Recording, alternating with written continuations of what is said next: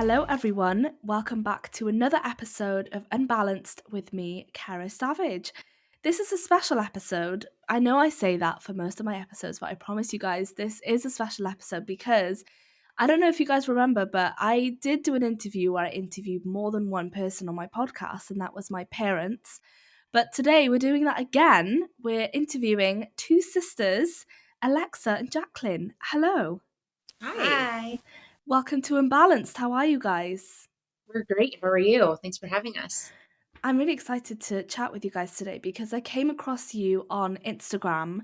Well, not necessarily you as people, but as a company. Can you give us a summary of what your company is? We're Jacqueline and Alexa, and we are from the United States, and we're the founders of Dateability, which is the only dating app for disabled and chronically ill people.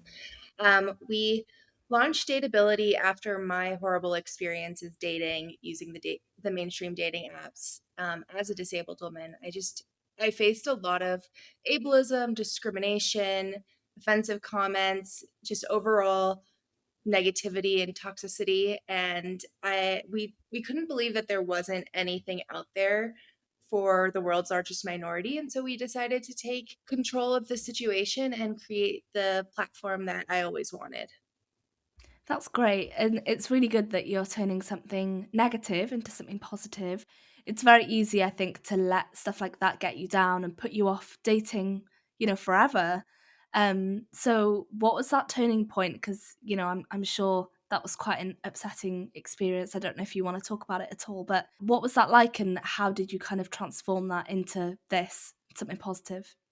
Yeah, it was really tough, and I definitely did let it get me down for many years. And so there were times where, I would disclose my disability before we even met, and we would just start talking on the dating apps, and I would sort of give them like this warning, and then I would either be met with like an offensive comment telling me not to have biological children, or that I wouldn't be a good partner, or that it would be a burden, or they would just ghost me. And then there would be other times where I would actually start to get to know someone. And then somehow, like, my chronic illnesses would get in the way of our relationship, whether their families like didn't approve of them dating someone with a disability, or they just thought it would be too stressful to date someone like me. Obviously, that really affected my self esteem, and being told over and over again that you're not worthy of love and that you don't deserve it in the same way that the non-disabled community deserves it. It really does get to you. And so, Alexa really, she would always help me through these situations and say, well, ignore them. They're not meant for you, and they're not meant for you. Just move on and try to find the next person. And then 2021 came, and I was having to get a feeding tube for my gastroparesis. And that really just made me panic. I was like, how am I going to date with this added layer? Like, I'm already struggling so much. And then how am I going to tell someone I have a feeding tube and that I don't eat 3 meals a day and that I get my nutrition through formula? And Alexa just suggested that we create a dating app on our own, and that's exactly what we did. We put our brains together and just decided to solve a problem. Yeah, That's amazing. I have obviously been by Jacqueline's side through her whole journey and when she initially got sick in high school. But for her, getting the feeding tube was the first time that I felt panic and felt like it was going to affect our own relationship. Going out to eat, going to brunch, me cooking in front of her. I wasn't sure because we lived together how that was going to change things. And so then I started to really panic about dating and social situations and how people who are already discriminating against her or already view disability and chronic illness in a negative light and how they're going to respond to this development. And so that was the first time that I felt this way. And so that was, I guess, gave me the motivation or like lit a fire under me to fix the problem that she was experiencing. And I knew that she wasn't alone. It was, the height of the pandemic, people were starting to unmask, but mostly non-disabled and not chronically ill people were starting to unmask. And so you started to really see this divide. Like, you could see it visually. And you could also see it in the rhetoric around unmasking. And so I felt like the time was now to do something and create a safe place for the world's largest minority that is deserving and worthy of love.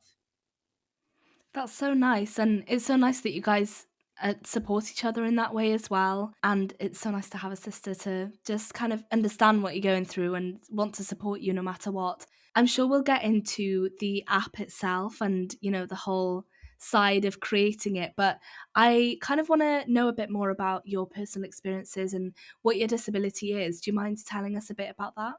Yeah, I have a lot of different chronic illnesses, such as gastroparesis, which is just a paralyzed stomach, Ehlers-Danlos, rheumatoid arthritis, lupus, dysautonomia, trigeminal neuralgia, common variable immunodeficiency. And so it really is just very systemic and causes a lot of chronic pain, fatigue, just dysfunction of my body. And so it's been a lot to manage, and it's I've been chronically ill since I was 14. So I've lived more of my life disabled than not disabled at this point.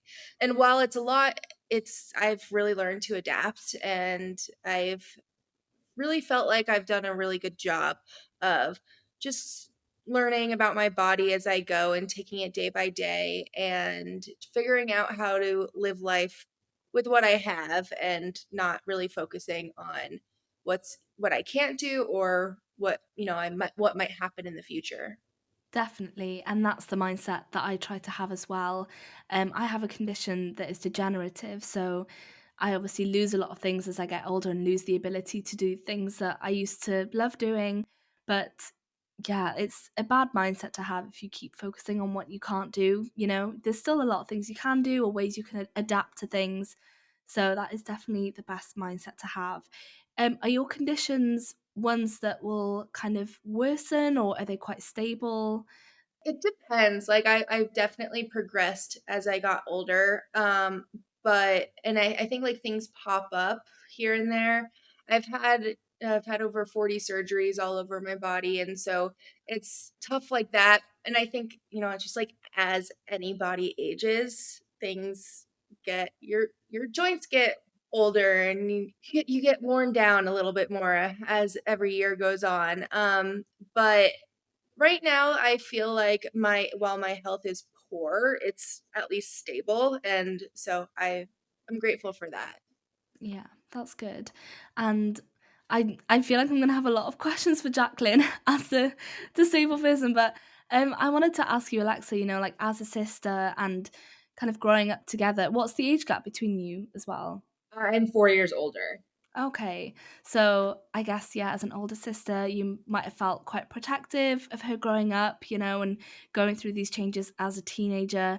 What were your thought processes like during those teen times, I guess, as an older sister? I am very protective. Mhm. It wasn't as big of an issue, I think, when Jacqueline was in high school for a couple of reasons. One, her illnesses were still kind of a mystery. So the primary focus was getting a diagnosis and figuring out what was going on and figuring out next steps in a treatment. And I think that caused more stress on my parents than anything. And so it was more about them and and especially our mom, and then figuring out like what was wrong with Jacqueline. And I say air quotes because there's nothing wrong with her, but what was going on, I guess. Because at the time she couldn't keep any foods down, even liquids. And so it was pretty traumatic, but it was more focused on like figuring out what was happening. And then in college, I was in law school at the time, and so I was very busy. And I think like you were going through normal stuff. You broke up with your long term boyfriend, and I helped you through that. And it wasn't so much about your disability. I don't think things really I don't think your health deteriorated as much until after college, also. So it was not great, but it got worse after college for you. And that's when we moved in together in Denver. And so that's really when my protective instincts kicked in. Jacqueline's been faced with things that most people her age don't have to face. But I also like have been along for that ride. So, taking work off to take my sister to surgeries, it can be a lot to explain to somebody like these responsibilities that I have. And Jacqueline's never put those responsibilities on me and I'm not her caregiver, but we're there for each other. We take care of each other the way any other siblings would. And maybe like that means something different for us because of Jacqueline's illnesses. Of course, yeah. And so I live with my partner and we always put 50-50 into the relationship, but his 50% might be completely different from my 50% as a disabled person. And I'm sure you guys get it, like it's not just Alexa, like you said, you're not her carer. Jacqueline, I'm sure, looks after you and cares for you in other ways, like you're both there for each other in other ways, which is really nice. Yeah, I mean, I will. My duties might consist of taking her to appointments or taking our dog out more if she's not feeling well. And well, I haven't had a bad breakup in a while, but you were definitely there for me when I would go through them. Things like that. It does look different, but we both definitely give equal amounts of effort and care to the other. Yeah, and I think that's something that's lost on a lot of people. It's like, especially when people see a disabled person and a non-disabled person date, it's like they see the non-disabled person as this hero and as a nurse, and everyone needs to be taken care of. And I there's just so many ways to do that. Yeah, exactly. And people shouldn't be praised for dating or being with or living with a disabled person. Like I always get like you're the best sister. And I'm like, And she is, but not because right. she But I'm like, takes but care I of also me. have the best sister. Like, I Yeah. I feel the same way. So I'm like, yeah, it's definitely, I like don't have the energy to educate everyone that I come across. But it is like weird. I'm like, I don't know what to say to, like, I'm just like, great. Like, thanks. How did you find dating with a chronic illness? At kind of what age did you get into dating, and what have your experiences been like on and offline? So in high school, I dated probably like more than the average person. I had a long-term boyfriend. I had a few boyfriends starting in high school, and then I had a long-term boyfriend starting when I was 16, and we dated for about 3 years. And that was sort of at like I had just been diagnosed with chronic illnesses, and I was really figuring out just like how to live with a chronic illness. I wasn't going to school full time anymore, and I was still very like committed to making sure that I had a healthy social life and that I was still, doing well in school. And so, I mean, that was good. And I don't think my chronic illness really ever got in the way of that relationship at all.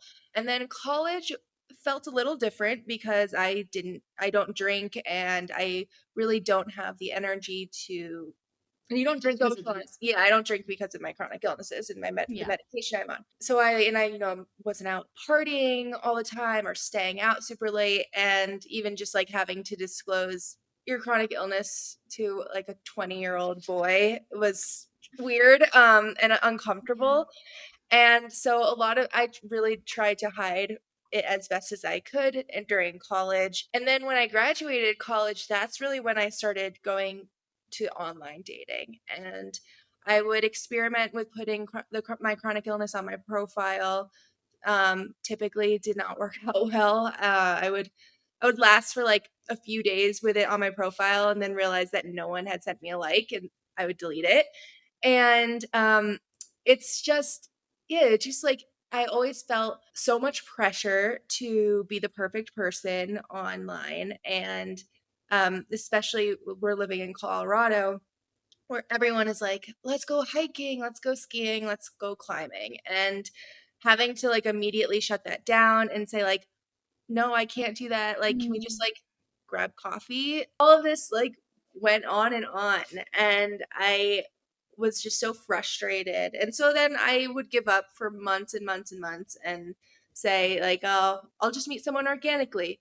But then when you're chronically ill and you don't go out that much, you realize that like you're not going to meet someone if you don't leave the house. And then the pandemic hit and we were all in lockdown. And so I just think that like finding an inclusive platform where people have that normal experience of a dating app was really important for us to create, and so that everyone could have this equitable shot at finding love. And we just really wanted to make it like a normal experience for other people. Mm. Did you have something to add? I was just gonna say that I noticed that Jacqueline would date people that, like, if somebody liked her, showed interest in her, she would show interest back, and I don't think it was necessarily, like, not genuine. Genuine's or fake is the wrong word. Just, like, you had lower standards Yeah. because you felt unworthy and it Yeah. affected your self-esteem, so you would just date these people that I never liked, and I Yeah. thought they were duds, and I know that's, like, really normal in your 20s anyway, because 'cause I've been there too, but I think it was more like a direct reflection of your self-esteem, and if somebody was interested in you, you would be interested in them because you felt like you had to be because that was your shot, like, you gotta take it. Yeah, 100%. I think that I was afraid that I was like, "Oh, well, if this person likes me, I better take it because who knows when the next person will come along that Mhm. likes me." Yeah. And even if I wasn't totally feeling it, I was like, I have to experience something. So, yeah, it sucks and it sucks to feel like that. Yeah. You shouldn't be made to feel that you can't be picky and, you have to just go with anyone because it's tough to find someone who will accept me, so I'll just go with anything. I liked boys for another reason. I like boys because they just remotely gave me some kind of attention. Even if they didn't like, even if I didn't really like them, I'd be like, well, I'm loving this attention, so yeah, I'll go for it. But yeah, it's obviously not healthy to date it for either of those reasons. But yeah, to also date someone that you could potentially find yourself having a future where they'll be interested in as well. So yeah, I guess this is where Dateability comes in. Tell me a bit about when you launched it and how you came up with the idea of doing this together. We launched in October of 2022. We started the process a year earlier in the fall of 2021. Um, we wanted to take our favorite things. I use that term loosely, favorite from the other dating apps, because I realize that online dating is it is a tedious process for everybody, disabled, not disabled. I just think it's more tedious for disabled people due to stigma and discrimination. We wanted to give it a user generated algorithm because the thing that I hated was the other dating apps would try to push people that the algorithm said would be more compatible with me, and like we were clearly never compatible, and even like on paper not compatible, just like our profiles. And so I didn't like that, and I just wanted to, I wish I could see like everybody that I you know was in my radius and then decide, because I think that's more natural and that's more organic. Like that is more like going to a barbecue or a bar or a restaurant and like seeing people. Like there's no one sorting at these people at the door before you go in. You just like have everybody there. And so I wanted to recreate that experience. And then the biggest thing that we wanted to do was get rid of the problem of disclosure. And so we created the Dateability Deets profile section, which is an extensive list of broad terms like immunocompromised, wheelchair user, food allergy. So no diagnoses. So you're not getting into any of the medical data privacy stuff. But it kind of gives a glimpse into what your circumstances might be, what accommodations you might need. And, it's not meant to read like a medical chart. It's just supposed to be under your basic information. And I think it really gets rid of that awkward first conversation of figuring out how to go about talking about this. And so if somebody said they had a food allergy, maybe I wouldn't suggest going to a meal for our first date. I would suggest something else, going to a museum.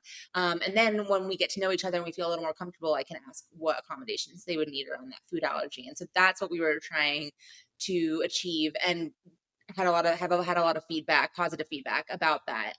So we definitely were right there. Instincts were right. Yeah, I think that for me, disclosure was always the worst part about all of this. I didn't know how to do it. I didn't know how much to tell, didn't know when to do it. And I always wanted it to just be like a fact about me. And because that's how I see it about myself, it's like not this big, scary thing about me that I feel like I need to disclose, but it's more of like, oh yeah, like it's like my hobbies or the fact that I have brown hair. It's just something about me.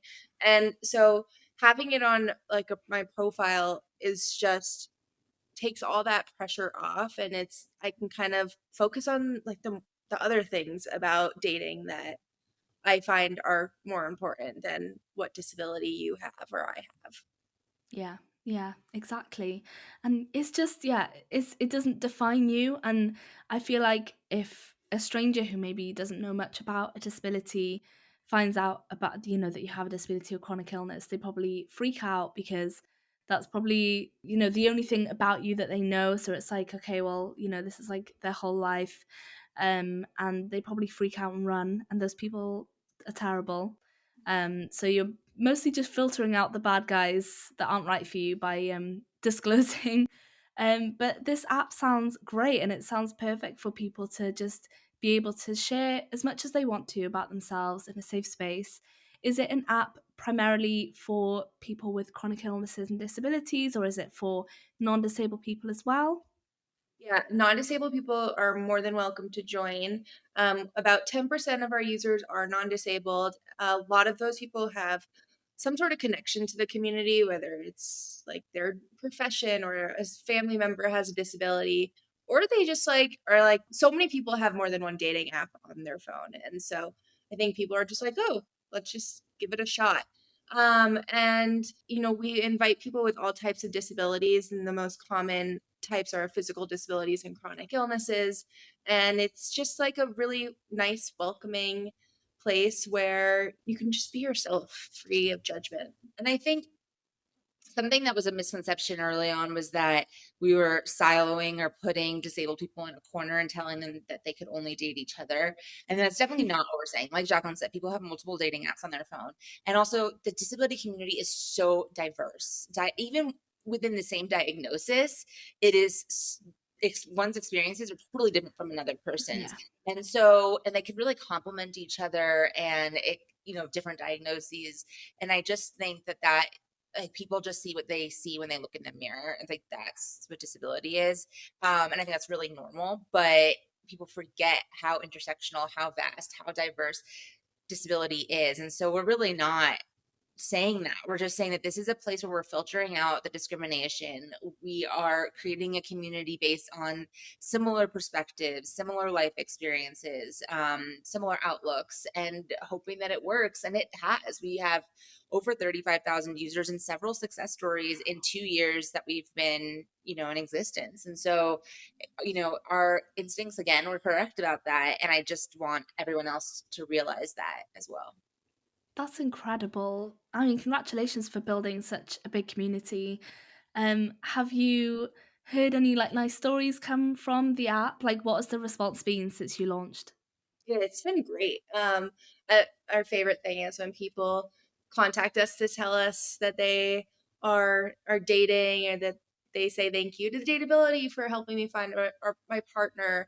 There are people who are first time app users, and they have said like either they are newly single and they are just trying to get back in the dating game and download Dateability, or they've never dated before and Dateability is their first time. And some of our success stories, like there's a couple who they're about in their 50s, 60s, and she was injured in a bicycle accident, and he has Parkinson's, and their disabilities really complement each other. And they have been dating, for over a year, and it's been really beautiful. And they would have never met if it wasn't for Dateability. And then we have another couple who they're both on the autism spectrum, and they're both in this relationship, and it's their first time dating, and it's just a really beautiful thing to witness. And now they've been traveling the country together and experiencing life alongside one another. That's so sweet, and it's so nice to see interabled couples just living their best lives. I think the world needs to see more of that because they are happening, but they're just not showcased that much. And I love when things like that happen. And you guys are responsible. You guys are Cupid. I love it.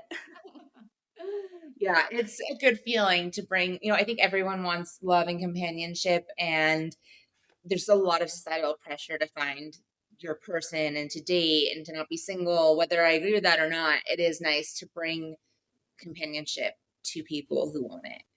Yeah, and I I love think that that. dating can be really hard for a disabled person, like the accessibility of it all. And I know that a lot like for Gen Z, there's this big push to get off the dating apps. But for people, for our community, dating apps are really accessible. They're convenient. It's a great way to build virtual companionship. And so I don't think dating apps are going anywhere, but especially for our community where just the convenience and the accessibility of having an online platform is irreplaceable. Exactly. And I just thought as well, if you guys ever, met up with someone that you're speaking to on this dating app, they'll understand more about accessibility because they've probably been there themselves. So they'll be, a lot more compassionate. You won't have to explain like the awkward bits, they'll probably just already get it. So there's a lot of pros to dating other disabled people as well, which I love. Yeah, even if you don't share the same diagnosis as them, you understand, you have a Yeah, basic understanding, and so your curiosity or your questions, your what you need to know, it's coming from a different place. I think it's coming from a more yeah. intentional place, and without any discriminatory, intentions. It's nice. I think it's a relief. Yeah, and I think that Exactly. when I would date, if I had a certain access need or accommodation, like I'd always have to bring it up because I mean, like, what non-disabled person is going to ask someone if this is accessible to them or if they need an accommodation? And so I always think like, you know, there's nothing more attractive than someone being like, "Do you have any accommodation needs? Like, is there anything I need to know about before we plan our first date?" I think it's a really great way to start a relationship. That is a green flag for sure. Yes. Have you guys experienced this dating app? We are way too busy now to date, which is really funny, and ironic, but I'm like, I am dating my career now, and all my time is being spent on building dateability for other people. But at some point, if things will settle down and I'll be able to enjoy it as a user and give someone like the proper time that they deserve. Mhm. I love that. That's so nice. And yeah, it's so great to see you two absolutely smashing it. And yeah, like I said, playing Cupid for so many people out there. Like you said, no to diagnosis is the same, no to disability is the same, but there's so much in common. Like most of the people I've interviewed, they could have, a range of different disabilities, but we will find something in common, like they all understand each other, they all have similar experiences, mostly negative experiences with the public. um, but yeah, I guess I get a lot of questions as a podcast host and a disabled person about dating, and I don't. I can't give them many answers because I'm not dating right now. I'm basically married off. I've got my own partner. I'm not in the dating scene, and I guess the most common question I get is when do I tell someone that I'm dating for the first time about my disability? And I guess I don't know if this applies with online dating, but just in general, say you meet someone for the first time on a first date. Is this something that you would consider doing, or do you think it depends on the person? Like, when would you advise would be the right time to kind of disclose that information or just give a little snippet of that? I think it totally depends on like the situation you're in and the person you're on a date with. And I've received the advice that you can disclose when it's relevant and like you don't need to disclose right away. I don't think that you're lying if you don't disclose. And that not everyone is going to disclose everything about them on the first date. And so if you like need to if it does come up that you're disabled or you have a chronic illness, I mean, if that's all you want to say, that's all you have to say. Like, you don't have to share any diagnoses or any symptoms or manifestations of it. You can be as broad or as specific as you'd like. I think for me, I always would try to sugarcoat everything and bring humor into it. And then sometimes it wouldn't be taken so seriously, or it just like would go over a person's head and they just like it was like I never even said it. And so it's a really tricky situation to be in because in one way like you don't want it to define you, but then also it has shaped who you are. And that's how I felt. Like, I remember this one time someone said that they were from Michigan, and they asked me if I had ever been to Michigan. And I'd only been there once, and it was for like this week-long therapy doctors thing. But they didn't know I was chronically ill. And so I just like lied, and I was like, no, I've never been to Michigan. And when I wanted to say like, yeah, but then they would have asked me like why I was there. And then I was gonna go down a rabbit hole of having to explain my chronic illnesses. And so there is just a lot of pressure. And so I think that finding a place like Dateability where you don't have to disclose is such a relief and such like a nice place to be in, where you can just be yourself. And like if disclosing doesn't have to be like this scary thing where you have to put so much thought into it. Yeah, you don't have to ask yourself that question, because people signing up for Dateability are going to expect that the majority of the people on there are disabled or chronically ill or have some understanding of it. And so that analysis doesn't even really Yeah. come into question. If you don't tell someone you're lying, then you're lying or you're hiding it. And I don't believe that's accurate. And I think that it's just you don't need to divulge all the information about yourself in the early stages. But I also think there's something to be said about, if you're hiding it, is it because you're ashamed? And I do think other people pick up on that. So like if I was on the dating apps and I matched with somebody who's a wheelchair user, but they left their chair out of the picture and were chest up and never told me and then showed up, I would wonder if they hid it because they were ashamed. And then that would, like, I don't have any discrimination towards that, but that would make me question, because I want to date somebody, like, we all have things we're insecure about, but I do want to date somebody who like is sure of themselves. And I would understand why they would, I'm a little different, because I'd be like, oh, I get it because of Jacqueline. Like, I get why you did that. But I could see the counter argument that like then there's this automatic assumption that like you're ashamed. And so I think it does matter how you present it and how you go about it and like why you're not sharing. Yeah. People will pick up on the energy you put out.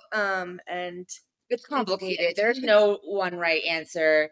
Yeah. And it changes from person to person. And like I said, diagnosis to diagnosis. Jacqueline has an invisible disability, so disclosure for her is more tricky than somebody who has a visible disability, where you can just tell off the bat. That's sometimes like it comes with pros and cons, each of them. But that's why we created Dateability, so that we could save people the energy of going through this when they're already, using their energy for other things, other more important things than this, answering this question for themselves. Yeah, exactly. Well, that was very well said, both of you. It's just nice to hear, different perspectives. And Jacqueline, I definitely relate with you. Like if I explain my disability to a stranger, I do kind of like joke about it a little bit. But I think that then just makes them relax a bit into it, knowing that, it's clearly not that serious if I'm able to joke about it and, not say it as like some like dark secret. It is nice in that way. But also what you said, Alexa, about maybe not disclosing it straight away or kind of hiding it, I'm still struggling with, because I do have an invisible disability, but I do need mobility aids sometimes, like kind of coming out in that way and like showing off my mobility aids and being like, this is me, like I do have a disability.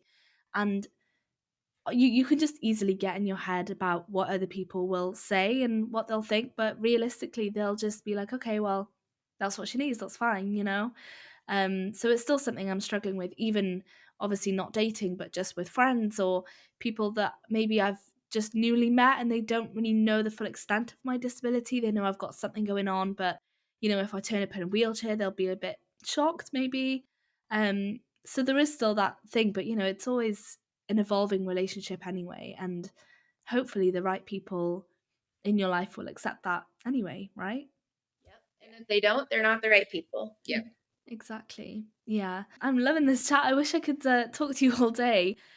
Is there anything else you wanted to add? Any kind of misconceptions maybe about dating with a disability that you'd like to share?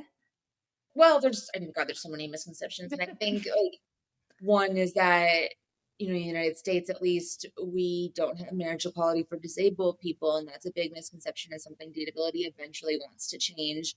If we can get disabled people, to create these relationships and kind of talk about it more and put it at the forefront of people's minds, maybe we can change policy afterwards. But the thing about Dateability is that it's not just for romantic relationships. You mentioned, friends and talking to friends about your disability. We have a looking for section on every profile, and you can put friendship. And I think people are really open to that and not weirded out by that at all, or put off by it. Eventually, we do want to make an entirely separate platform for just platonic friendships, but all types of connection and companionship are welcomed and encouraged on Dateability and have been experienced by our users. Yeah.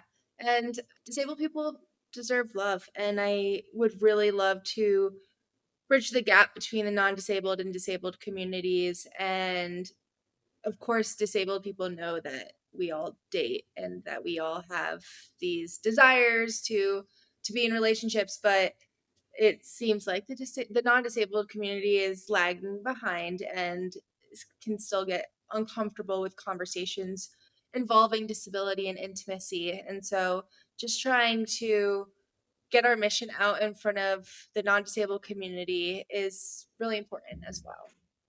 I love that. And please keep doing the work that you're doing. It's amazing. Keep sharing your online content as well. Where can we find you on social media? Yes, you can find us on Instagram and Facebook at Dateability app, and on TikTok at Dateability. And yeah, we're always here to answer any questions, get feedback, and just connect with the community. I'm kind of tempted to download the app. Don't tell my boyfriend. No, you can I go just want to see what it's like, Well, actually, on that note, we just launched an entire rehaul of the app. So the app that has been out for the first 2.5 years was the first iteration with minor upgrades and improvements. And this was a whole new rewrite with our new tech team, design facelift, gives it much more personality, more sophistication, better accessibility. And so we're really excited to introduce that to you all. Amazing. Well, thank you both so, so much for sharing a bit of an insight into your lives about dating with a disability, which was a topic that I had yet to cover on Unbalanced. So I'm really glad that we delved into that world today and got to know you two and Dateability. It's been really nice to hear your stories, and we will definitely have to keep in touch, okay? Oh, thank you. It was our pleasure. If you guys watching or listening enjoyed today's episode, don't forget to like it if you're watching on YouTube and rate the podcast 5 stars on your favourite podcast platform. That really helps me out. Don't forget to follow and click the bell button next to the follow button so that you don't miss out on the next episode. Thank you so much to Cure LGMD2I for sponsoring this podcast. I will be back with you guys very soon with another episode as always. But enjoy the next couple weeks. Bye.